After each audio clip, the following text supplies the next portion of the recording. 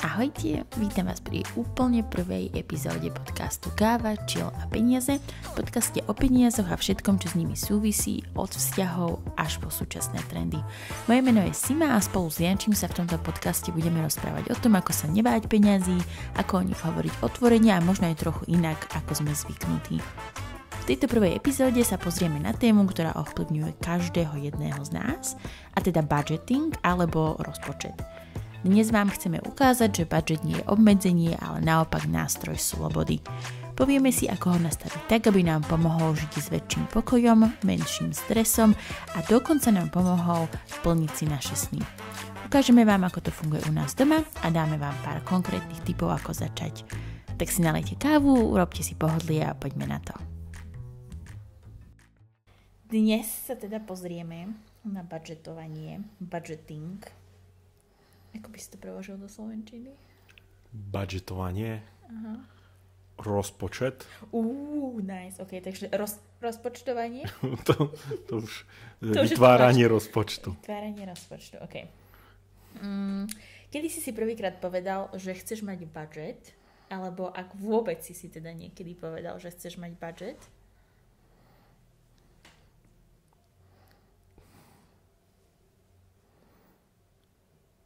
Dobre, ticho. Vôbec neviem. Proste rozmýšľam nad tým.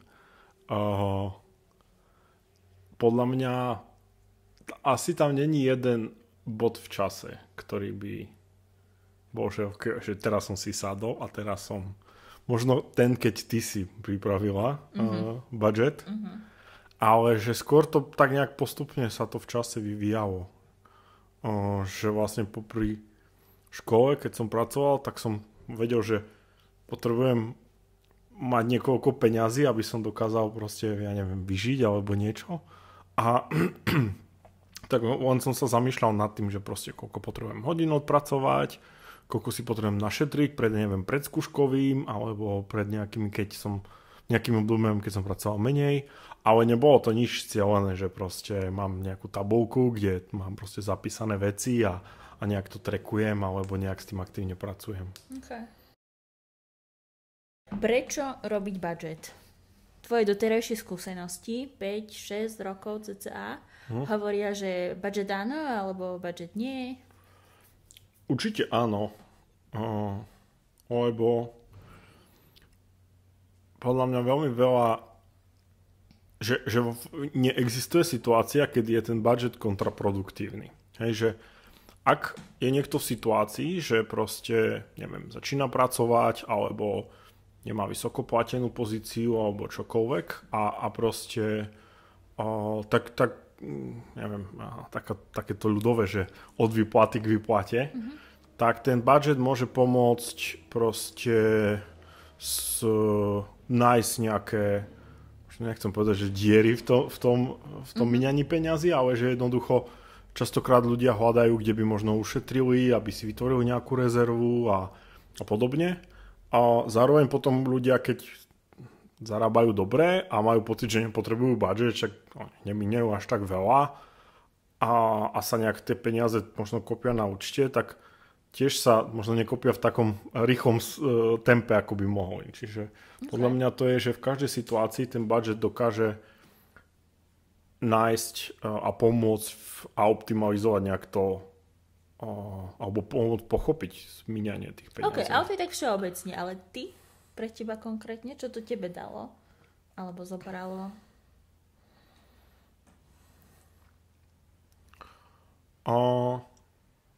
Akože dalo to veľa v tom, že jednak sa nám podarilo asi začať tak ozajstne investovať, lebo sme tu tie peniaze sa nestrácali, lebo jednoducho sa míňa, keď je proste nie viac peniazy na účte.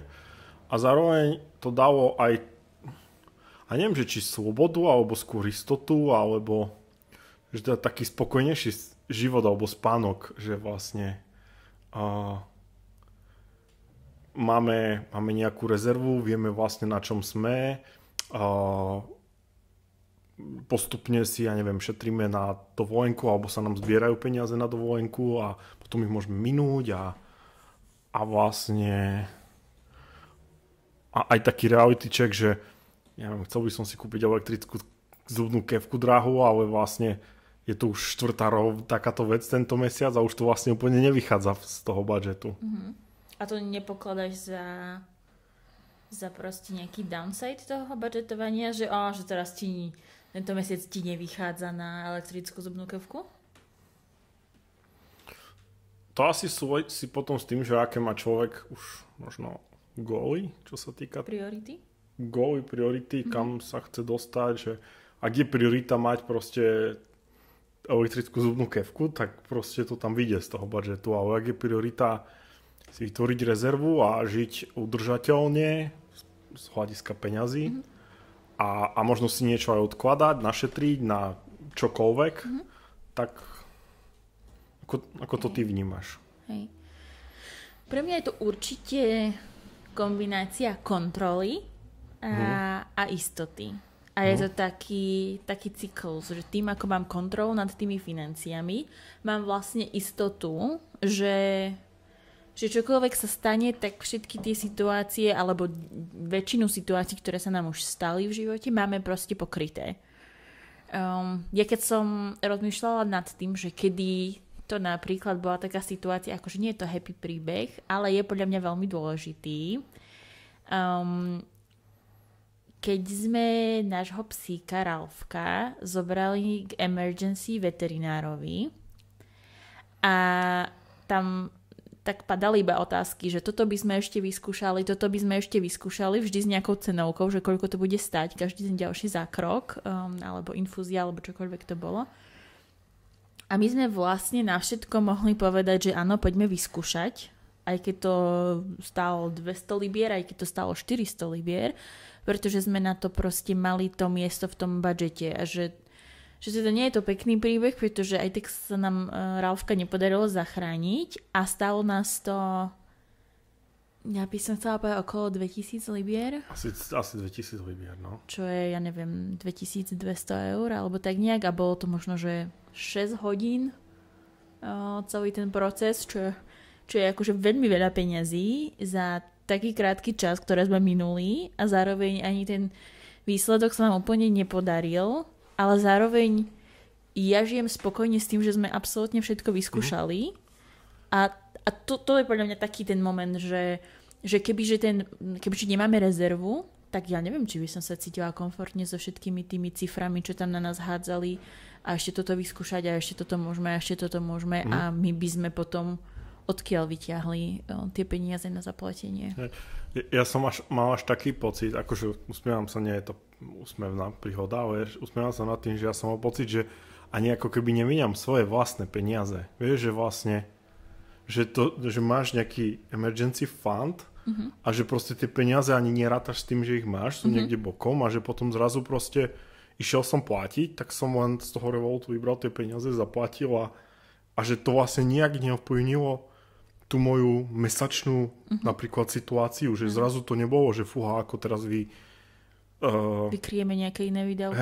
Hej, že jak zaplatím nájom, alebo ako proste, no tak do konca mesiaca už nejdeme nikam von, alebo kupujeme cestoviny s pardekovou mačkou, alebo niečo, že vlastne... Hej. Čiže nie je to akože pekný príbeh, ale to mi tak napadlo, že to bol asi taký zatiaľ najdôležitejší moment, kedy som si uvedomila, že ten budget, že tá rezerva, ten emergency fund je proste strašne dôležitý, lebo naozaj nevieš, čo sa môže stať. A nemusíte to proste takto ovplyvniť, keď máš na to tie peniažky odložené. A potom tam je aj ďalšie situácie, že keď sme sa strašne veľakrát sťahovali, tak častokrát sme riešili nejaké depozity proste k bývaniu a že častokrát vlastne áno, že tie peniaze sa otočia, lenže potrebuješ dopredu zaplatiť jeden byt, z toho starého dostaneš vlastne až keď sa odsťahuješ a že zrazu potrebuješ 2-3 nájmy ako keby mať peniaze na ruke, aby si to dokázala vykryť, a že vlastne ešte boli aj situácie niekde, že niekde platíš ako keby za ten daný mesiac, potom sa sťahuješ niekde, kde platíš mesiac dopredu, čiže zrazu potrebuješ proste 4 mesiace nájmu zaplatiť a eventuálne sa ti to akože vráti, dobehne, No ale potrebuješ mať naraz tie peniaze k dispozícii. Áno. No to je super príklad tiež, kedy potrebuješ vlastne väčší objem peniazí a môže to ísť z tej rezervy, pokiaľ si ju vybuduješ, môže to byť nejaký samostatný depozitový účet alebo fondík. Kebyže dnes začíname robiť budget úplne od znova, že nemáme budget a povieme si, OK, tak ja mám pocit, že nemám teda možno nejakú kontrolu nad svojimi financiami, že neviem, čo sa tam deje a chcela by som tým svojim peniazom alebo tým našim peniazom lepšie porozumieť. Ako by si začal s takým budžetom? Asi sú tam, aspoň ja vnímam na základe toho, čo si mi všetko povedala, že sú tam vlastne dva prístupy. Že jeden prístup je, že ako keby si to na začiatku mesiaca, alebo keď dostanem výplatu, tak si tie peniažky rozdelím a ako keby používam tie časti na tie jednotlivé veci. Čiže si urobím také ako keby my to máme na účte, že máme hlavný účet a potom máme také ako keby podúčty, ako keby sporiace. Nejaké volty, proste, kde si vieš odložiť tie peniaze. Áno, ale napríklad iné banky ako tú, ktorú my máme, nemajú volty, takže sa to snažím priblížiť. Že to sú také ako keby podúčty na jednom účte, ktoré máme pomenované, neviem, nájom, peniažky na jedlo a drogériu, potom tam máme nejaké platby, ktoré pravidelne odchádzajú, potom tam máme nejaké šetrenie. Peniaze na kávu. A čiže to je podľa mňa jeden spôsob. A druhý asi je taký, že vlastne tak nejak, jak míňaš tie peniaze, tak potom spätne vlastne si to triediš, že čo kde išlo a tak si to spätne potom nejako analyzuješ. No ideálne je spojiť tieto oba.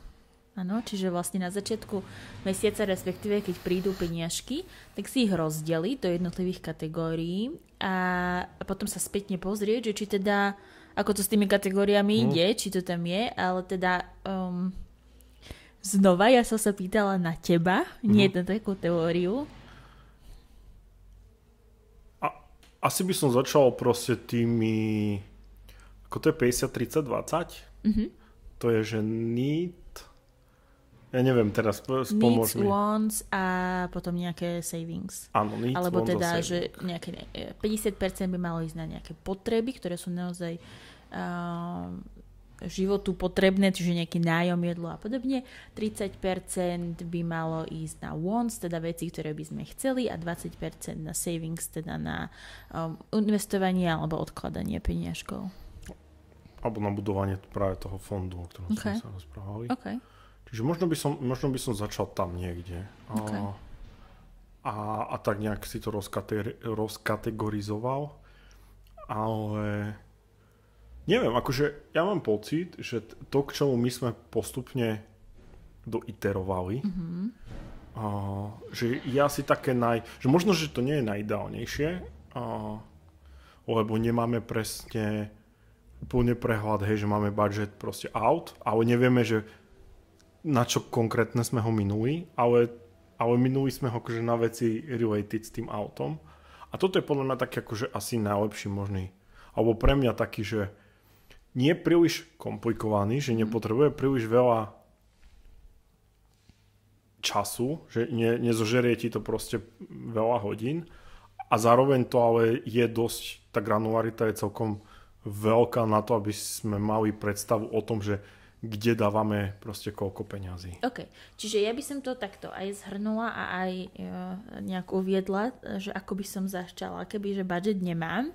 Podľa mňa existuje asi 3 spôsoby. Jeden je pero papier, jeden sú excelovské tabuľky a jeden sú nejaké aplikácie, ktoré si spáruješ vlastne k svojmu účtu, ktorý používaš, asi k internet bankingu. My to nemáme, takže neviem k tomu povedať viac, ale tak nejak typujem, že to funguje a to ti vlastne trackuje automaticky. Ak by som išla, ten pero papier a Excel sú v zásade podľa mňa rovnaké, líšia sa iba v tom, či to robíš pero papier alebo nejako digitálne. A teda, kebyže mám začať, tak to spravím tak, že sa pozriem, koľko každý mesiac mi chodí peniažkov.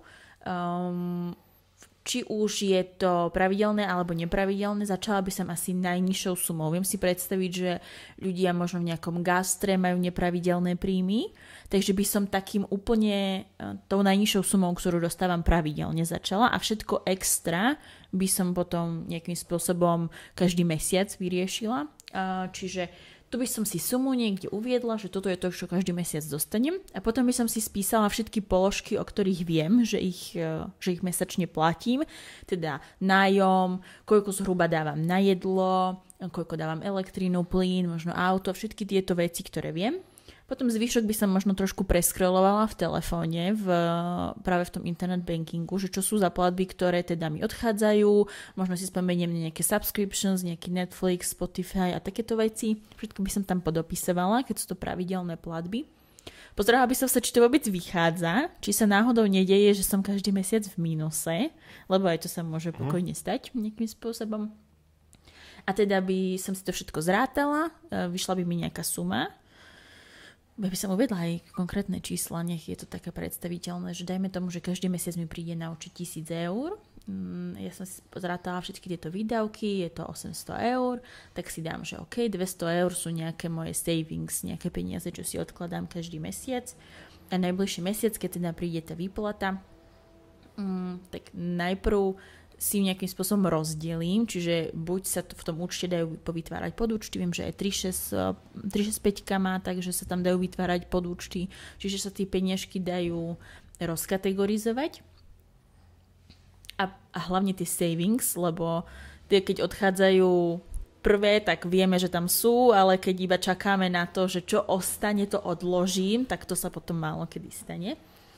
A potom vždy, keď teda niečo platím alebo nejaká platba odchádza, tak by som ju z tej danej kategórie ako keby si vybrala tie peniažky na svoj hlavný účet a tak by som vlastne videla aj po prvom mesiaci hneď, že či tie sumy za niektoré veci sú realistické. Možno to jedlo v polovici mesiaca už tam nebudem nič mať, čiže keď som tam dala, že môj budget bude 350 eur na jedlo, ale vlastne už som 350 minula v polke mesiaca, tak siahnem asi do tých savingov, nech teda dokážem fungovať, ale potom by som sa vrátila naspäť k tomu budžetu a upravila tie čísla, aby to bolo teda realistické a možno zároveň sa sama seba akože spýtala, že či teda to, čo som platila, to jedlo, tak tam sa veľmi ľahko vedia zakomponovať aj iné, že čipsiky, čokoládky a takéto veci. Je to jedlo, ale akože veľmi rýchlo sa to podľa mňa nabaľuje, keď pri každom nejakom nákupe trošku takýchto vecí, tak by som si asi povedala, že či to je to, čo chcem naozaj platiť. Pokiaľ hej, super, navýšme budget a pokiaľ nie, tak možno si na to dávať viac pozor a byť taký akože mindful, keď idem na nákup, že po akých veciach siaham, aby som sa nedostala už do takej situácie. A keď hovoríš o tom, že vlastne nejaké čokoládky a čipsiky a podobne, hej, alebo že proste kam by si zaradila tie jednotlivé, hej, že bavili sme sa, že veci, ktoré potrebuješ a veci, ktoré chceš, hej, že na tie, ktoré potrebuješ, kde práve to bývanie, jedlo má z tých zhruba 50%, alebo to je to odporúčanie, a na tie wants nejakých 30%, a že tam je podľa mňa nie, hej, že je auto podľa teba needs, alebo je auto podľa teba wants, alebo... Závisí, veľmi závisí asi od každej situácie. No keď bývam v nejakom satelite a musím dochádzať proste tým autom, lebo inak to mám na 4 prestupy do mesta, tak proste je to asi nejakým spôsobom moja need, že to tak potrebujem. Pokiaľ je to, že mám to na víkendové výlety, tak je to asi len want. Hej. Ale teda nemáme to všetci rovnako. Podľa mňa to nie je, že auto je pre všetkých need. To tak podľa mňa nie je. To sa podľa mňa mení od situácie k situácii. Hej, chápem. Lebo vieš, že tým sa to tak dá ako keby oklamať trošku ten budget, že... Ale sú to podľa mňa dva samostatné prístupy. Hej? Jeden je tých 50, 30, 20, ktorý možno je čosi jednoduchší. Podľa mňa je v zásade, tiež si to musím nejakým spôsobom rozkategorizovať, povedať si, koľko peňazí na čo dávam v tom svojom živote a pozrieť sa, že či naozaj tie moje potreby v živote sú 50% alebo sú možno 80%, lebo platím strašne vysoký nájom, lebo to tak chcem, hej. Čiže podľa mňa sú tu dva prístupy. Jeden je ten 50-30-20, kde sa pozerám vlastne na to, že či spĺňam nejaké ako keby odporúčania, ale samozrejme nemusíme všetci žiť podľa nejakých odporúčaní. Ani my to tak nemáme 50-30-20. My máme v tomto čase máme väčšie savingy alebo viac odkladáme každý mesiac ako 20%, lebo sme si povedali, že to je pre nás dôležité. Čiže nie je to zase proste vytesané do kameňa, takže si viem predstaviť, že by to bolo inak. Ale teda toto je jeden, toto je nejaký druhý prístup. Každý je podľa mňa super už len v tom, že to človek robí a že má prehľad o tom, kam tie peniažky idú. Lebo, tak jak som hovorila, že pre mňa je to práve tá kontrola toho, že ok, viem, že som na tej ceste za tými svojimi cieľmi. Tak premostím, že podľa mňa je to jeden z akože ak máme nejaké finančné ciele, alebo aj ciele, ktorých financie sú súčasťou, či napríklad aj štúdium, alebo cestovanie, alebo presťahovanie sa do inej krajiny, všetko to súvisí proste s financiami, tak ako inak viem, že som na ceste za tým svojim cieľom, pokiaľ to nejakým spôsobom netrekujem, alebo sa na to takto nepozerám. Čiže ak mám cestovanie ako cieľ, že teraz by som si chcela zamakať a potom pôjdem na 3 mesiace cestovať a potrebujem si na to našetriť, tak ako inak, ako cestou budžetu. Hej. Ja som si teraz vlastne spomenul, že čo sa týka toho budžetu, že kedy som si aj tak viac trošku začínal veci uvedomovať a čo sa týka aj toho spendingu. A viem, že úplne na začiatku, keď začínal Finax, tak oni strašne veľa robili akože webinárov a vzdelávania a tak. A jedna nejaká časť, už si nepamätám, ale bola práve o tom, že vlastne odtrekovať si také rôzne spendingy typu, že Netflixy,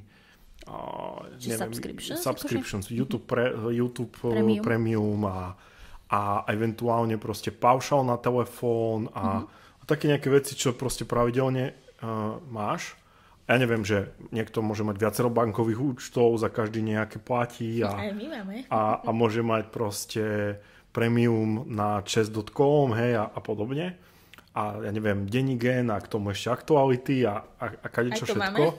A zrazu si človek, keď si to všetko dá na kopu, tak že to môže byť aj trojciferné číslo, ktoré vlastne vieš, že convenient, že proste tu 10 eur, tu 10 eur, tu 20 eur, tu 12 eur, ale zrazu vlastne, a tak dám si nekonečný paušál, lebo však nemusím nič riešiť, ale zrazu mi odchádza, neviem, 150 eur mesačne na takéto veci a že tých 150 eur môže byť aj úplne inak minutých a teraz otázka znie, že tam hodnota je, ale teda, aby som sa vrátil k tomu, čo som na začiatku chcel povedať, je, že to bolo také niečo, že OK, že zamýšľať sa viac nad tým budžetom a odtrekovať si to, lebo v dnešnej dobe, keď stále človek platí kartou, tak si už ani neuvedomuje, keď mu proste všade cinkajú tieto subscription platby. Určite. A to sa strašne rýchlo nazbiera. To je presne podľa mňa, ako keď ideš do potravín a nejdeš podľa nejakého zoznamu, ale ideš len tak ako, že baj očko, čo by sme asi tento týždeň mohli variť a tu trošku. Prídeš domov, dokopy nič neuvaríš, ale minul si peniaze, lebo si nekúpil všetko, niečo si zabudol, kúpil si kopec vecí naviac a presne takto sa to strašne rýchlo podľa mňa spočíta a v zásade sú to, ja neviem, desiatky eur už môžu byť game changing aj, že môžu ísť do iného budžetu. Že či naozaj potrebujem platiť všetky tieto subscriptions, alebo proste si pozriem tú reklamu a radšej tie peniaze dám na cestovanie, na výlety, na nejaké trávenie času s kamošmi vonku, hej, že čokoľvek si vyberiem. Čiže určite sa to nazbiera. Ja mám ešte poznámočku, aby som nezabudla, teda nečakané výdavky a ako k tomu pristupovať. Ja som hovorila, že kebyže robím teraz budget od znova, tak si tam dám proste nejaký savings, nejaké odkladanie peniažkov, mali by sme mať v ideálnom svete rezervu 3 až 6 mesiacov našich nevyhnutných nákladov, keby sme náhodou prišli o prácu alebo by niečo iné vyskočilo. A čo musím ale povedať, že sa nám overilo, alebo aspoň ja mám taký pocit, je, že nielen mať jednu, že nejaký emergency fund, ale mať ako keby na všetky tieto potenciálne nečakané výdavky nejaké vlastné ako keby boxíky, čiže myslíš teraz na ten random boxík, alebo... Akože aj random máme, že keď niečo vyskočí, tak nemusíme siahať vlastne do nášho nejakého emergency fundu, ktorým by mal byť práve tí 3 až 6 mesiacov, keby náhodou niečo.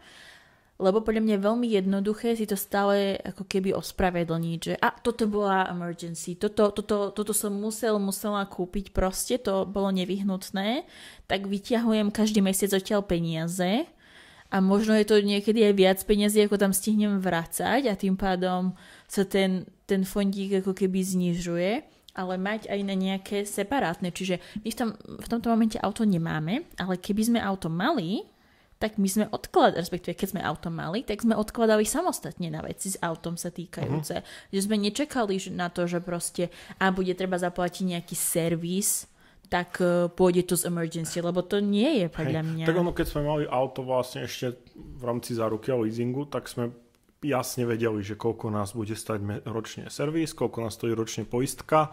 Čiže to bolo pomerne jednoduché, lebo spočítaš všetky tie veci dokopy a vlastne vidíš to 12, lebo väčšinou to riešiš raz ročne.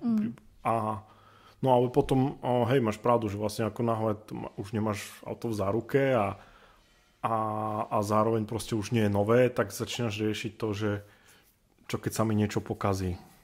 Hej. Čiže ja by som odporúčala teda ešte na nejaké, ja viem, že sú nečakané, ale niektoré veci sú proste repetitívne, že sa opakujú v nejakých cykloch. Hej, čiže môže sa stať, že niekto máva nedoplatky za elektrínu, plyn a tak, čiže tam sa dá s tým pracovať, že buď si zdvihnem teda tie zálohové platby, alebo si na to extra odkladám. A tým pádom to nie je nečakaný výdavok potom už. Čiže to som mala ako takú poznámočku, že je taký typík. A potom mám ešte... či už je to ako keby single osoba alebo nejaká domácnosť, ale vrácať sa k tomu budžetu po nejakom čase, či už je to na mesačnej báze, polročnej, ročnej, čokoľvek vyhovuje, ale vrácať sa a nejako ho revidovať, že ok, prešiel som na nižší paušál, tuto som zrušil toto subscription, ceny potravín išli vyššie, tak musíme od niekiaľ tam doložiť tie peniažky, aby sa z toho potom práve nestal nejaký stresor, že máme iba toľko na jedlo, nemôžeme minúť viac. No môžeme, ale musíme akože v kontexte tých financií, ktoré máme pracovať a pozrieť sa na to, že ok, tak poďme niekde ubrať, alebo poďme niečo zmeniť. Čiže by som sa k tomu asi tak nejak vracala a potom ideálne aj si spätne teda pozrieť, že ok, míňam síce toľko na jedlo, ale koľko z toho je naozaj jedlo, ktoré potrebujem a koľko z toho sú nejaké somarinky, ktoré možno nie sú až také nevyhnutné, alebo viem si predstaviť, že v nejakých veľkých obchodoch sa ti do toho dostane aj niečo iné. Rozmýšľam, že kebyže idem do Teska, do nejakého hypermarketu, tak aj nejaký kvetinač sa tam proste vojde a to nie je jedlo. Alebo oblečenie, hej, čiže tak nech sa k tomu vrátiť spätne, lebo myslím si, že tie aplikácie, ktoré trackujú ten spending, tak vlastne oni nebudú vedieť, že lebo nemajú ako. Hej, že tam máš kvetinač, čiže tak nejak sa k tomu, sú to tvoje vlastné peniaze, tak sa k tomu postav tak, aby dobre bolo, aby to nevytváralo asi ani nejaký stres zbytočný, ale aby to práve, že bola taká pohoda mentálna, že ok, nech sa čokoľvek stane, všetko bude v pohode, všetko je zabezpečené, všetko je zaplatené. Taký pocit by to podľa mňa malo, to budžetovanie vyvolávať v ľuďoch. Súhlasíš? A ešte mám poslednú poznámku. Všetko, čo chceš, môžeš mať, pokiaľ sa ti to zmestí do budžetu. Prípadne teda si ten budžet môžeš ako keby upraviť tak, aby sa ti to zmestilo. Hej? Pokiaľ tam teraz nemáš to cestovanie, vieš si tam dať to cestovanie a teda možno z niečoho iného ubrať, alebo to znamená nájsť si brigádu nejaký čas, krátky, čokoľvek to znamená, všetko sa do budžetu zmestí, čo považuje za dôležité. a niekedy je potrebné iba preto niečo maličko upraviť. Možno ešte by si mohla na záver tak nejak v rýchlosti povedať, že vlastne ako my pracujeme s tým budžetom, že od momentu, že prídu peniaze a ako vlastne to počas toho mesiaca vyzerá. OK. No, vyzerá to podľa mňa veľmi podobne tomu, čo som hovorila, ako by som s tým budget spravila, kebyže začínam od znova, čiže máme excelovskú tabuľku. Som veľký fanúšik excelovských tabuliek.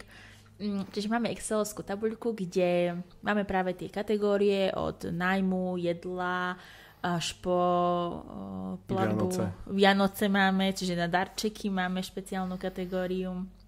Alebo máme teda na slobodu zvierat, kde máme adoptovaného virtuálne psíka, kde platíme. Čiže absolútne všetky výdavky sú tam.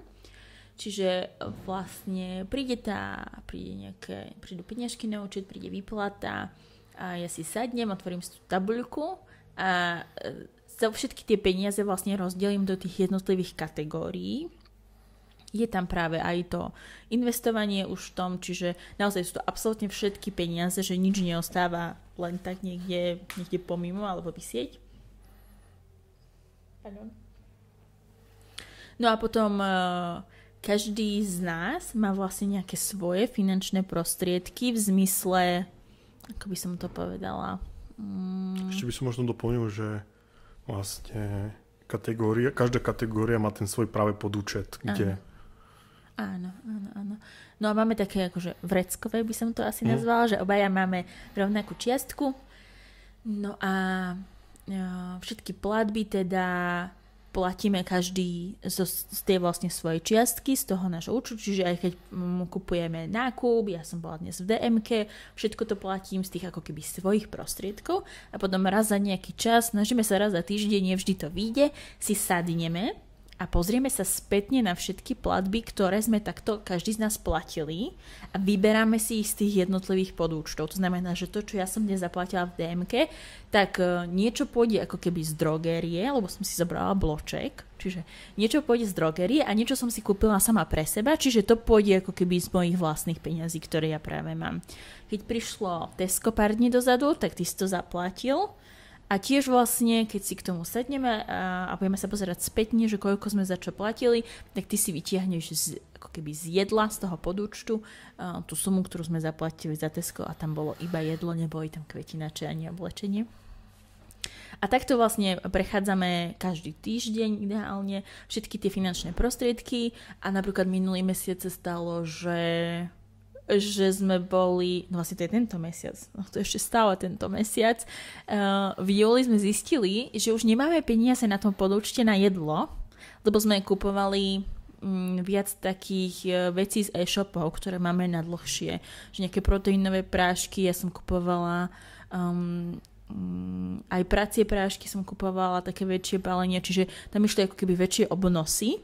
A povedali sme si, že OK, vieme, že už nemáme, že sme minuli, vieme prečo, sme s tým obidvaja OK, tak sme sa snažili ako keby čiastočne dojesť, čo sme mali doma, aby sme nemuseli kupovať veľa nového a čiastočne sme si povedali, že nám to nevadí, že my sme OK zaplatiť za to jedlo, vieme, že toto je nejaká jednorázová vec, že sme veľa nakupovali v tých e-shopoch, to jedlo a tú drogeriu a teda, že ďalšie mesiace to bude lepšie, čiže vlastne ako keby kontinuálne pokračujeme s nákupmi a z toho budúceho mesiaca vlastne zaplatíme to, čo sme mali teraz, tým, že budeme ako keby si dávať viac pozor na to, aby sme možno nejaké ďalšie takéto veľké nákupy teraz nekupovali, aby sme si to dobehli. Tak? Niečo som vynechala? Podľa mňa nie.